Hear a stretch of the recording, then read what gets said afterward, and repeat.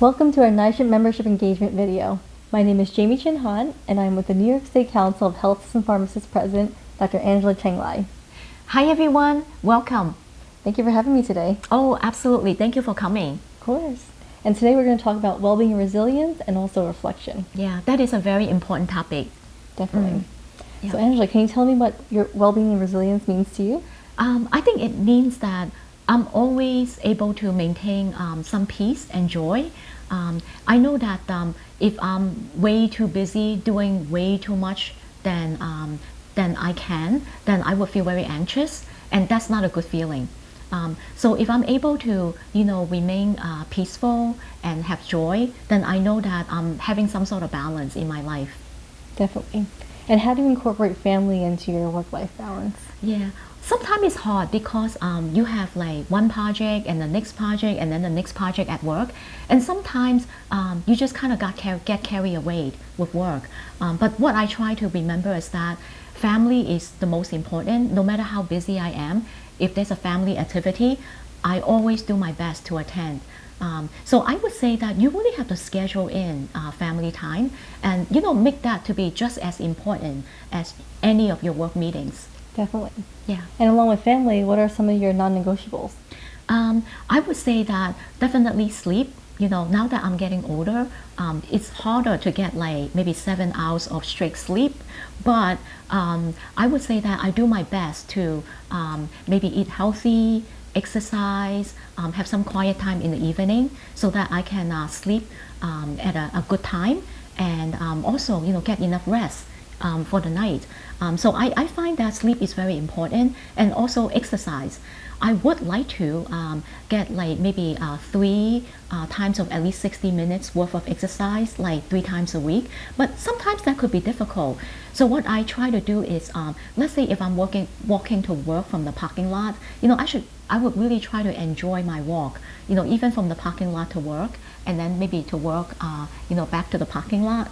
So I think that just really enjoying some physical activities, no matter what they are every day, are very important.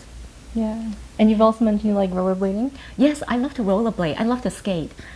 So believe it or not, I know that right now it's the summertime. This is the end of July, but I still go ice skating. Oh wow, that's Yeah. amazing. Yes, so there's the ice skating place next to where I live, and they are actually open all year round. And this is the first year that I have gone ice skating in the summertime. That's so much fun. But it's actually so cool because there's like free air conditioning. That's right. Yeah. So especially on the days that are very hot, I love to go ice skating. But otherwise, I love to go rollerblading. Yeah. Because it gives me a time to reflect.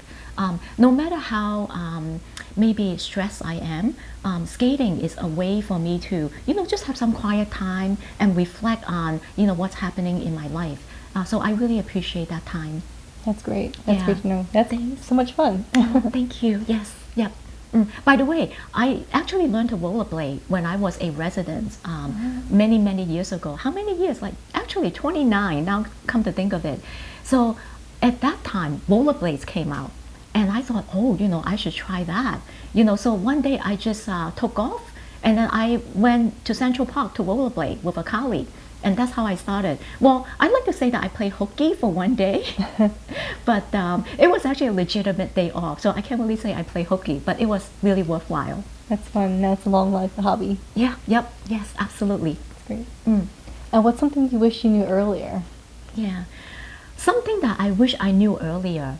I actually have to think about that question quite a bit. As some of you may recall in an earlier video, or I don't know what sequence these videos will be, but some of you may know that I actually was an immigrant from Hong Kong. So being an immigrant, I actually lived in a like old tenement apartments. I don't know if some of you may go to New York City, you still see some like those old tenement buildings. So I lived in one of those, and the apartment was like, I remember it was like a 1-bedroom, probably like 200 square feet in Manhattan, and it was like it's got rats and cockroaches, all the unwelcome friends, and I remember that there were also like holes, in the wall, and I have to like draw, to like draw pictures to cover the holes. So I remember that there was a time when I was kind of ashamed of my environment. I didn't want to invite friends to my apartment. And I still remember when I was in college, I still lived in the apartment with my parents. And one day my friends wanted to come over, and I gave them all sorts of excuse, so that they wouldn't come over. But thinking back, even though at the time I didn't appreciate the experience, thinking back, I'm actually really grateful that I had that experience, because I felt like, having to grow up in a tough environment really made me a stronger person.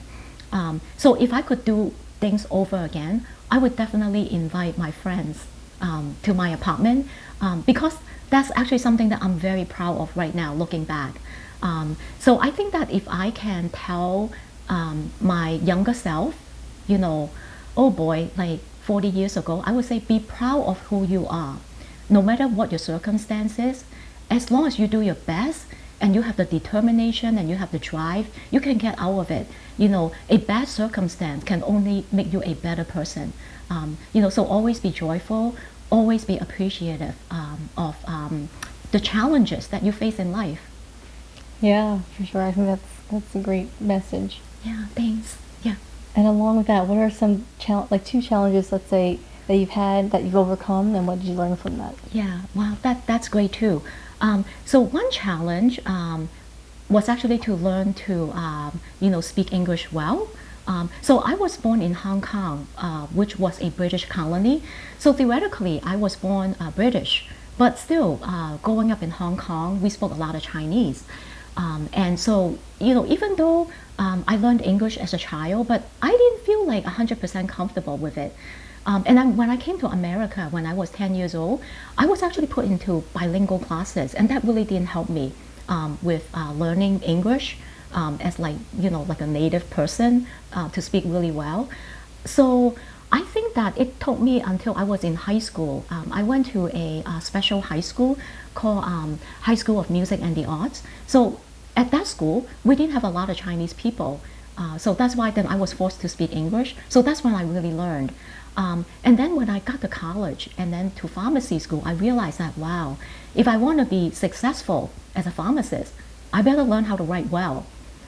So I was determined then to, do a lot of reading. I would always pick up anything, any magazine, any books. I would just read and then do writing, just keep practicing.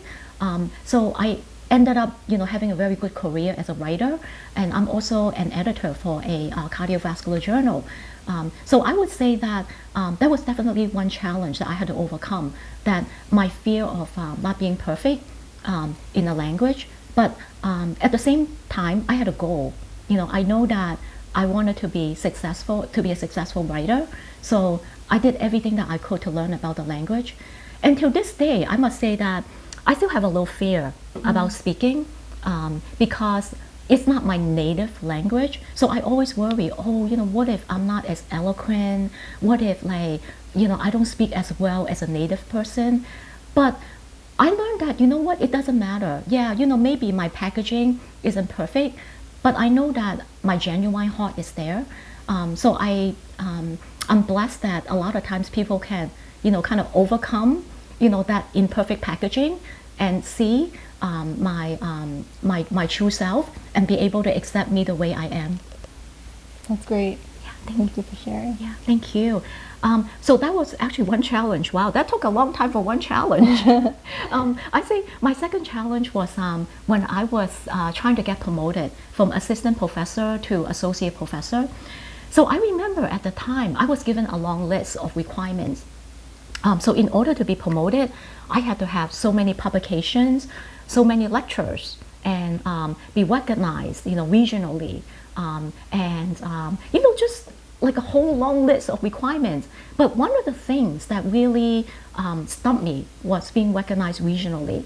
Now, even though I was a pretty good writer, but I was a very shy person. So I thought, well, how can I be recognized regionally if I don't even really speak to people or, go out to lecture? So I think that that's when NYSCHP really helped me, is that I start joining NYSCHP And then I had a lot of opportunities to give continuing education programs. So that's when I became less shy. And also, I joined the local chapter, which I was very engaged with our colleagues, our members. And, then I felt more comfortable with networking, being more open-minded about doing different activities with the organization. So that really helped me.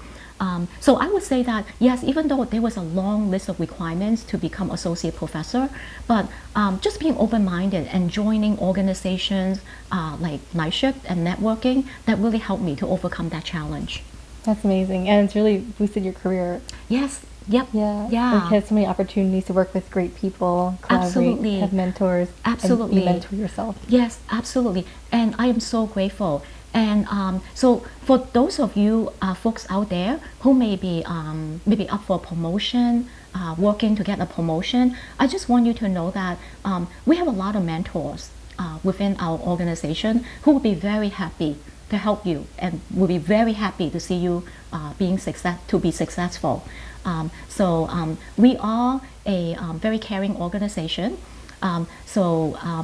Please stay involved and stay engaged. Thank you. Yeah, that's a great message, and so well versed, because NYSCHP is for everyone. We want to make everyone a part of NYSCHP and give the opportunities. Absolutely. Yeah. That's great. Mm-hmm. Thank you for your messages, Yeah. and thank you for having me today. Oh, thank you. Thank you, Jamie. And thank you, everyone. Have a great day. Okay, bye. Bye.